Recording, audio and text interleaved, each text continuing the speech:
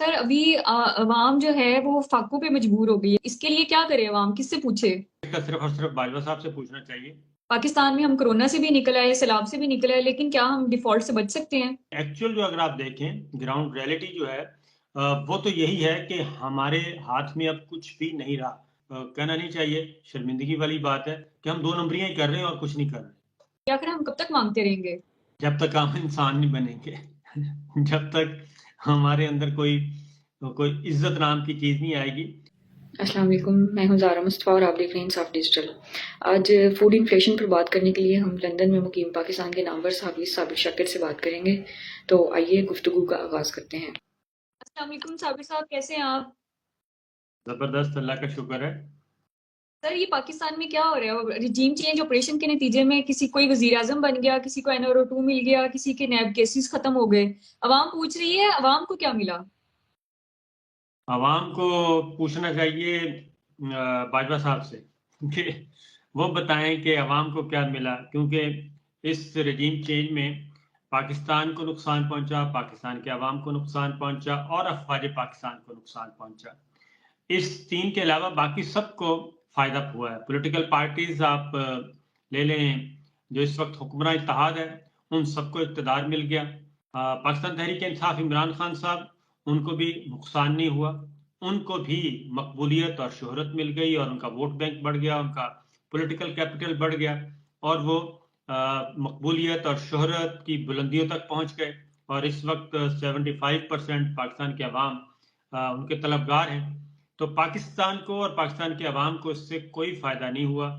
इस वक्त आप मार्केट्स देख लें कि अशिया खुर्दनोश आटे की जो कीमत है, जो आटा जिसके बगैर जिंदगी बेमानी और मजबूर हर आदमी, हर गरीब आदमी, मजदूर आदमी, उसने रोटी खानी खानी है। तो आटा जो है वो 150 रुपए फी किलो तक और उससे भी ऊपर तक जा चुका है।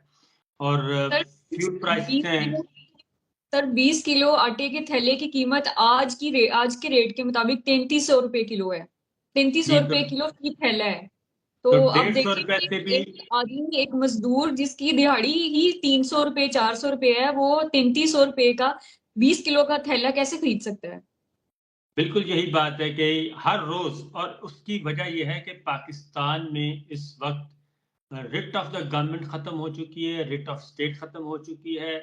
सुबह कुछ रेट है, दोपहर को कुछ है, शाम को कुछ है। हर मार्केट का, हर शॉपकीपर का अपना रेट है। और अगला जो क्राइसिस आ रहा है वो आ रहा है पोल्ट्री में। मुर्गी का गोश्त जो है वो भी आपको डॉलर्स में मिलेगा आने वाले दिनों में। सर अभी अवाम जो है वो फाकों पे मजबूर हो गई है, क्योंकि अगर हम मुर्गी की बात करें तो चलें, ये तो लग्जरी आइटम में आ जाएगा कि कोई गोश्त नहीं खाएगा, लेकिन आटा चीनी और घी के बगैर तो गुजारा नहीं है। तो इसके लिए क्या करे अवाम, किससे पूछे? इनकी कीमतें आसमान को छू रही हैं। इसका सिर्फ और सिर्फ बाजवा साहब से पूछना चाहिए। क्या सर, क्या क़यामत आई हुई थी, क्या उस्ताद आने पड़ी थी कि आखिरी साल था गवर्नमेंट का और आखिरी साल इंतखाबात होने ही होने थे, इलेक्शन होने थे। और ऐसे वक्त में कि जब आपके पास इधर पाकिस्तान में इस इलाके में एक रीजनल ब्लॉक बनने जा रहा था, Russia, China, Pakistan, India, Afghanistan, ये सारे आपस में एक रीजनल ब्लॉक बना रहे थे, ईरान। तो उस सारे के सारे प्रोसेस को खत्म किया गया और दोबारा से इस रीजन में अमेरिकन फुटप्रिंट्स लाने की कोशिश की गई और जो कि अभी भी जारी है। तो इसलिए ये सारे का सारा असल में पाकिस्तान प्रायोरिटी नहीं थी, पाकिस्तान की आवाम प्रायोरिटी नहीं थी। पाकिस्तान की इकोनॉमी तो बहुत अच्छी जा रही थी, वो हम 6% ग्रोथ थी और पाकिस्तान को एक रोल मॉडल के तौर पे लिया जा रहा था। वो दहशतगर्दी के खिलाफ जंग हो या फिर कोविड का मामला हो। गरीब आदमी क्या, अब तो मिडिल क्लास और अपर मिडिल क्लास भी पिस चुका है और उनका कोई पुरसाने हाल नहीं है। इसका अगेन जो फैसला करना है वो हमारे ताकतवर हिस्सों ने करना है कि वो कब तक ये हाथ पे हाथ रख के बैठे रहेंगे। पाकिस्तान में हम कोरोना से भी निकल आए, सैलाब से भी निकल आए, लेकिन क्या हम डिफॉल्ट से बच सकते हैं या हम डिफॉल्ट देखिए कर चुके हैं? देखिए हमारे पास इस वक्त 4.5 रह गया, $4.5 अरब रह गया है। और बैंक्स आपको इंटर बैंक रेट जो है वो सरकारी रेट पे आपको डॉलर देने के लिए तैयार नहीं, उन्होंने जवाब दे दिया है। बाहर से आपकी कोई एलसीज खोलने के लिए तैयार नहीं, वो कहते हैं कि आप उस मुल्क के लिए एलसीज खोलना चाहते हैं और उसके लिए जहाँ जो $500 तक की एलसीज खोलने के लिए तैयार नहीं है। तो सिचुएशन तो इस वक्त ये एक्चुअल जो अगर आप देखें ग्राउंड रियलिटी जो है वो तो यही है कि हमारे हाथ में अब कुछ भी नहीं रहा। हम कर क्या रहे हैं? हम देख रहे हैं सऊदी अरब की तरफ कि वहां से कुछ पैसे आ जाएंगे तो हमारे 2 हफ्ते गुजर जाएंगे। यूएई से पैसे आ जाएंगे तो 4 हफ्ते वहां से गुजर जाएंगे। चाइना से आएंगे तो 2 महीने वहां से गुजर जाएंगे। एयरपोर्ट्स अपने बेच रहे हैं और हमारे जो बैरून मुल्क हम अपनी एम्बेसीज सफारत खानों की इमारतें बेच रहे हैं, अपने होटल बेच रहे हैं। ये सारी चीजें हम बेच बाच के हम डंग टपाओ पॉलिसी के तहत चल रहे हैं। अब हम जा रहे हैं जिनेवा और जिनेवा में अब हम तवक्कुआत लगाए बैठे हैं कि हम उनको बताएंगे कि हमारे सैलाब में $30 अरब का नुकसान हुआ है और लिहाजा आप हमें पैसे दें और उससे कुछ पैसे आ जाएंगे। तो हम बिल्कुल वो कहते हैं कि बहुत ही कहना नहीं चाहिए, शर्मिंदगी वाली बात है कि हम 2 नंबरियां ही कर रहे हैं और कुछ नहीं कर रहे। हम मांगते हैं और हमें मांगने की आदत पड़ चुकी है, आखिर हम कब तक मांगते रहेंगे? जब तक हम इंसान नहीं बनेंगे जब तक हमारे अंदर कोई कोई इज्जत नाम की चीज नहीं आएगी।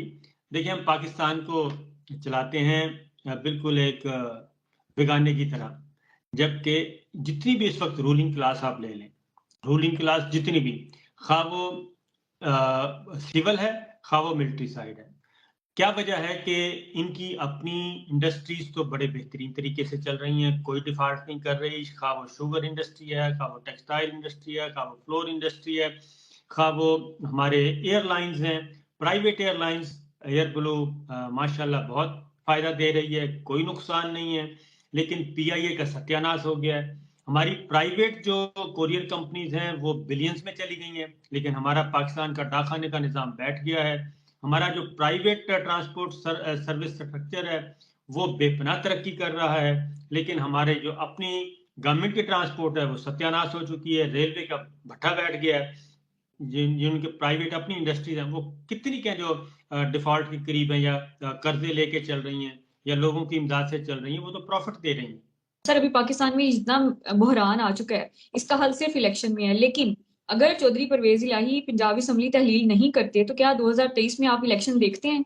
देखिए इलेक्शन तो होना ही होना है 2023 में, इसको तो कोई भी नहीं रोक सकता। ये 2 महीने बाद हो सकता है, पहले हो सकता है, लेकिन इस वक्त जो सिचुएशन देख रहे हैं उसमें तो मुझे नहीं लगता कि ये गवर्नमेंट जो है वो ये सिस्टम बहुत ज़्यादा देर तक चलने वाला है। उसकी रीज़न है कि कौमी सलामती कमेटी का जो इजलास हुआ है उसमें वाज़ेह तौर पे ये बताया गया है कि आपके पास टाइम है 2 महीने का, 4-6 हफ्ते का रोड मैप लेके आए, आपने करना क्या है। तो मुझे नहीं लगता कि वो कोई रोड मैप इनके पास है और कोई ऐसा ये एफर्ट पुट करना चाह रहे हैं, क्योंकि बल्कि ये तो उल्टा मांग रहे हैं कि पहले हमें पंजाब वापस करें, पहले आप ओपनली आके बताएं कि हम आपके साथ खड़े हैं और ये पब्लिक स्टेटमेंट आनी चाहिए। ये सिर्फ इंटरनली दुनिया को भी बताएं कि ये गवर्नमेंट कंटिन्यू करेगी और सिर्फ ये नहीं करेगी बस अगला इलेक्शन भी हमें आप लेके दें। वो तो इस तरह की गारंटीज मांग रहे हैं हमारी मिलिट्री लीडरशिप से और मिलिट्री स्टैब्लिशमेंट से। तो इस तरह की गारंटीज ना दी जा सकती हैं, न दी जानी चाहिए और ना ही उनके बस में है। जो इस वक्त अवामुन्नास की सूरत हाल है पाकिस्तान में, जो इस वक्त परसेप्शन है वो तो इनके बारे में माइंड्स की तरफ जा रहा है। Thank you so much sir, इंशाल्लाह आपसे फिर किसी और मौजू पर जरूर बात होगी। मुझे इजाजत दें, अल्लाह हाफिज। ओके, अल्लाह हाफिज।